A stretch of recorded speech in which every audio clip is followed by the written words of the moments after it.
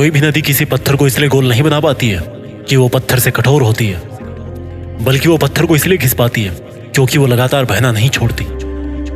अगर आप में कोई टैलेंट नहीं है तो आपकी जिंदगी भी उन महान लोगों की तरह है जिनमें भले ही उनकी जिंदगी के किसी मोड़ पर टैलेंट नहीं था, लेकिन वो जानते थे कि हार्ड वर्क बीट्स टैलेंट। आप आज अकेले हो सकते हो अपने जीवन के संग्राम में, आप आज अकेले हो सकते हो इन परिस्थितियों की बरसात में, आप आज अकेले हो सकते हो इस 800 करोड़ की दुनिया में, आज आप अकेले हो सकते हो इस पूरी कायनात में। बट यू नो वॉट, आप वो इंसान हो जो किसी और के दम पे नहीं बल्कि खुद के दम पर नाम और पैसा कमाने के लिए पैदा हुए हो। अगर सर उठा के जीना नहीं सीख सकते ना, तो कुछ ऐसा करो कि सर उठा के मर सको। जब मैं छोटा था तो कुत्तों से बहुत डर लगता था, और जब हम कुत्तों से डर के भागते हैं तो वो हमें और काटने के लिए पीछे दौड़ते हैं। सेम कहानी जिंदगी पर अप्लाई होती है। चुनौतियों से दूर भागते रहोगे तो चुनौतियां भी कुत्ता बन के पीछे दौड़ती रहेगी, लेकिन एक बार पूरी हिम्मत करके अगर आपने ये जता दिया कि आप उस कुत्ते से बड़े हो, आप उस कुत्ते से नहीं डरते हो, तो वही कुत्ता आपके पास में आके दुम हिलाने लगेगा। अगर आप किसी भी मुश्किल घड़ी को पीठ नहीं दिखाते हो, डट कर उसका सामना करते हो, तो उसको आपका गुलाम होना ही पड़ेगा। केवल आईएएस बनने से या हाथ में बंदूक लेने से इंसान की ताकत नहीं बढ़ती है। इंसान की ताकत होती है उसका जिगर। अगर आप गरीब हो, अकेले हो, तो याद रखना आपके पास में ऐसी अमानत है जिसका नाम है हिम्मत। Prove that you are the son of real man. अंदर से फील करो इस ताकत को जो आपके अंदर सनसनाती सांस बन के और गर्म लहू बन के एक नब्ज से दूसरी नब्ज में दौड़ रही है। महसूस करो अपनी औकात को जिसमें जज्बा है किसी भी रात में सूरज उगा देने का। आपको कई किलोमीटर का सफर तय करने के लिए हजारों कदम चलने की जरूरत नहीं है। आपको केवल आज एक कदम चलने की आवश्यकता है। Only a single step. उसके बाद में एक और सिंगल स्टेप, फिर एक सिंगल स्टेप, फिर एक कदम, फिर एक कदम, फिर एक कदम और फिर एक कदम। लड़खड़ाते रहना, लेकिन आगे बढ़ते रहना। कौन जाने कि ये लड़खड़ाते हुए कदम आपकी जिंदगी की सफलताओं का स्तंभ बन जाए और इस दुनिया के सामने एक ऐसी विजय मशाल बन के आए जिसको कोई ना बुझा पाए। आपके परिचय के लिए शब्द ना बोलना पड़े, वो मशाल खुद एक परिचय हो आपके उस गौरवशाली इतिहास का। आपको अपने जीवन के सफर में बहुत से ऐसे लोग मिलेंगे जिनमें से कुछ आपका साथ देना चाहेंगे तो कुछ आपको रोकना चाहेंगे, कुछ आपको सफल होता हुआ देखना चाहेंगे और कुछ आपको गिरता हुआ देखना चाहेंगे। जिसको जैसा करना होगा वो करता रहेगा। But once you are in the battlefield of life, you are just a warrior and a warrior himself is responsible for his actions and consequences.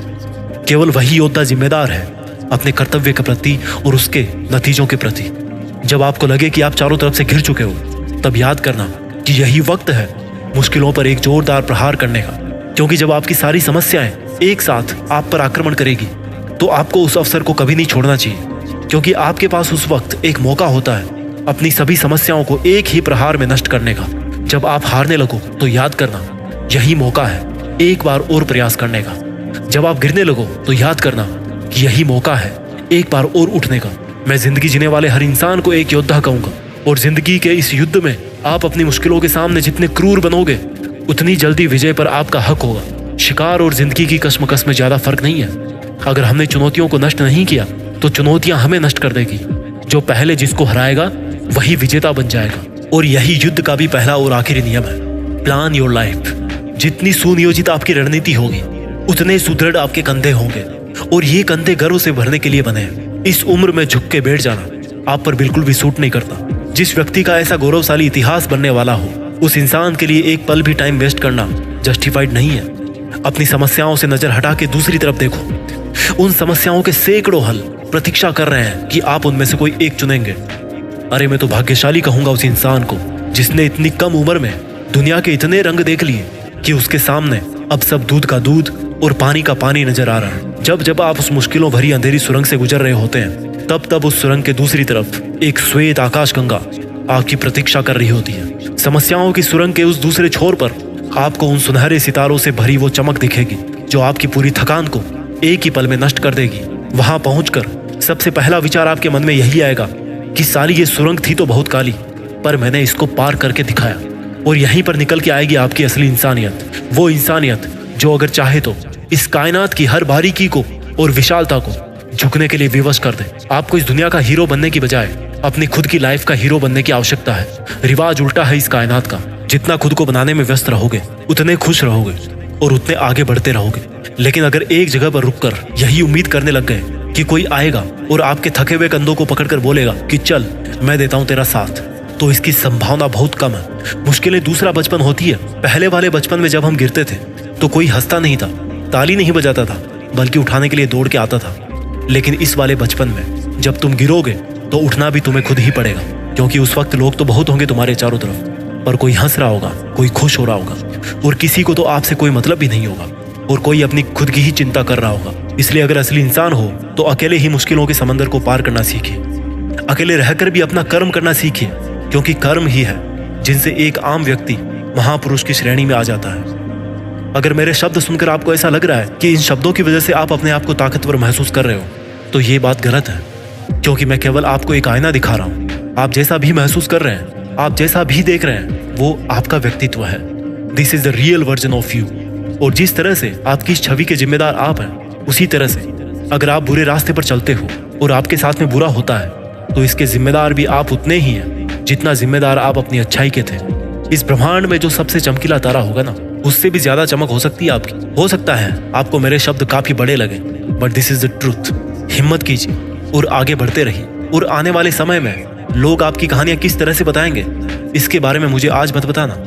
जब सफल हो जाओ तो आना इस वीडियो के कमेंट सेक्शन में और एक बार जय हिंद वंदे मातरम लिख देना, क्योंकि आपका मकसद होना चाहिए समाज में खुद का ही नहीं बल्कि दुनिया में देश का नाम करने का, इस देश के गौरवशाली लम्हों का हिस्सा बनने का। जय हिंद वंदे मातरम।